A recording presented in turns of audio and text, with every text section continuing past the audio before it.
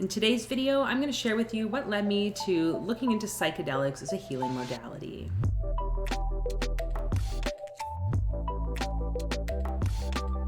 Welcome to the channel, everyone. My name's Fola, and here on Deep Mind Squared, we talk all things bridging mental wellness and spirituality for nurses. I was asked a question the other day about how I got involved in psychedelics or interested in psychedelics and all forms of plant medicine. And I wanted to just share a bit about that because I was really going back and trying to just ponder like what exactly was the thing that led me to this interest. So before we get into any of that, make sure you hit that subscribe button and the notification bell so that you're updated on any future video releases. So obviously me sharing some of this information is solely from the lens of harm reduction. And I'm not encouraging any form of illegal substance use or anything like that. You need to make sure that you know some of the regulations of where it is you live and also under how you're practicing. For myself, plant medicines have been very supportive on my healing path. It's important to acknowledge that not everyone is suited for this form of a healing modality. When I think back to it, there wasn't any one particular experience or situation that led me to even wanting to look into psychedelics.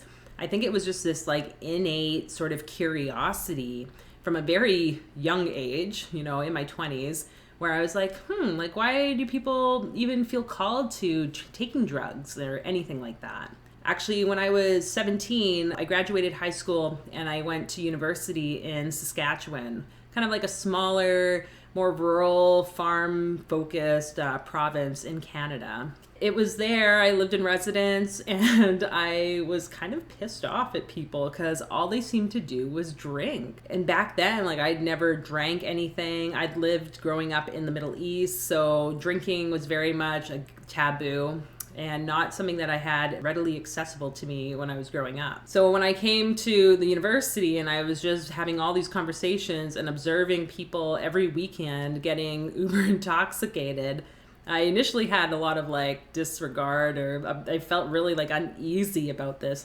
Why are people needing to run and hide from their emotions or their thoughts or whatever the case might be? And then I got drunk one night, and I think it was my second semester. And I was like, oh, okay, I can see kind of why people do this. This is curious enough. And that's what opened me to more of the idea of altered states.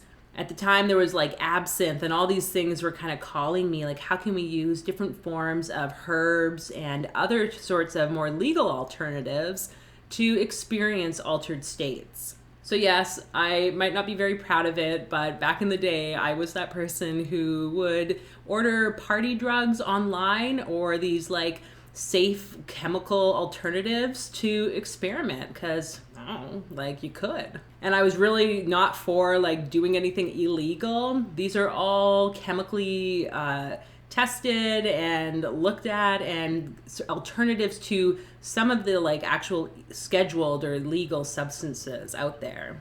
And again, just my thought process, I don't know what I was thinking doing that. Definitely not appropriate, probably from a harm reduction stance, but it gave me the opportunity to explore different forms of altered states. And I had some really great times, and I had some not so great times that I definitely am not proud of. And I definitely feel like there were angels watching over me in those moments. I also became more involved with the music festival scene and those types of experiences at raves and all that fun dance stuff.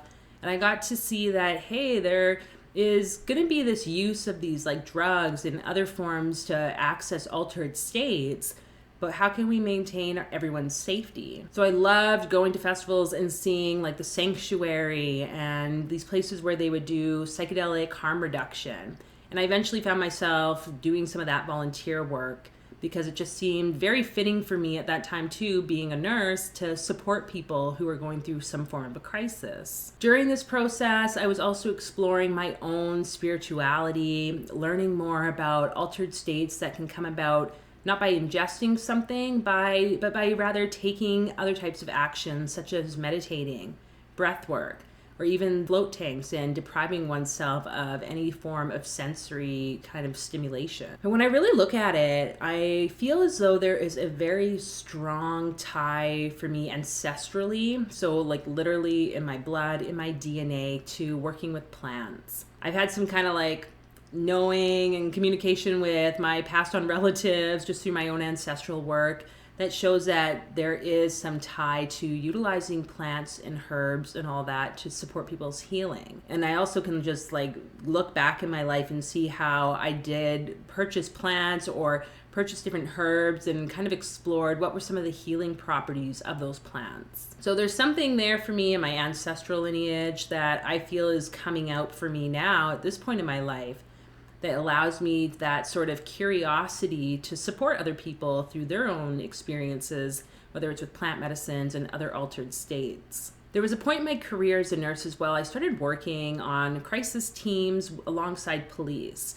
And that gave me a lot more free time to read up on different forms of modalities and treatments, and also kind of checking in with myself around what the heck are we doing here? Like there was something missing for me around really supporting people through a mental health crisis and seeing long-term benefits of support for them.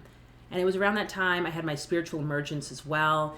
And it seemed like these worlds were kind of crossing, the spiritual emergence or spiritual awakening experience within mental health, as well as the psychedelics. So I took some courses and was learning more and connecting with the right people, I guess, at that time around supporting myself and understanding how do psychedelics fit into the role as a psychiatric nurse or in the future of mental health. And there's so many organizations out there right now, like MAPS, it's doing a lot of great studies on MDMA and its impact on post-traumatic stress disorder. And with connecting with the right people and reading more about these different modalities, it's like that interest or that spark inside me just kept growing and growing and growing. So over the years, I've connected with folks who share similar interests and have become more involved in some of these initiatives, including currently working with the Fireside Project, which is a support line supporting folks who are going through psychedelic journeys or trips, might needing support, or even wanting to integrate previous journeys. It's kind of funny when I think about it, this interest of mine that for so many years I felt like I had to kind of quiet or hide down because, I worked alongside police. I mean, I talk about psychedelics and how, they used to use LSD to support people who had alcohol issues or other forms of treatments.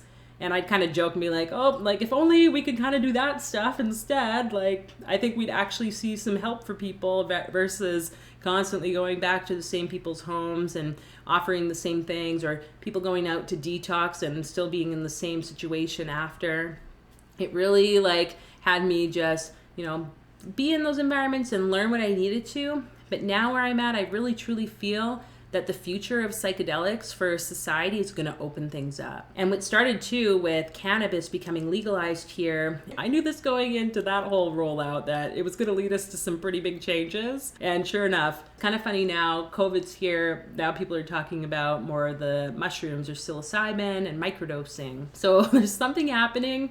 All I could say is for the future, I really, really hope that people can remain grounded, which is super important when you're using any plant medicine, trying to reach any altered state of consciousness. We need any altered state. We have to make sure that we are grounded in our bodies and feeling, because otherwise we can't live in this dissociative sort of world forever.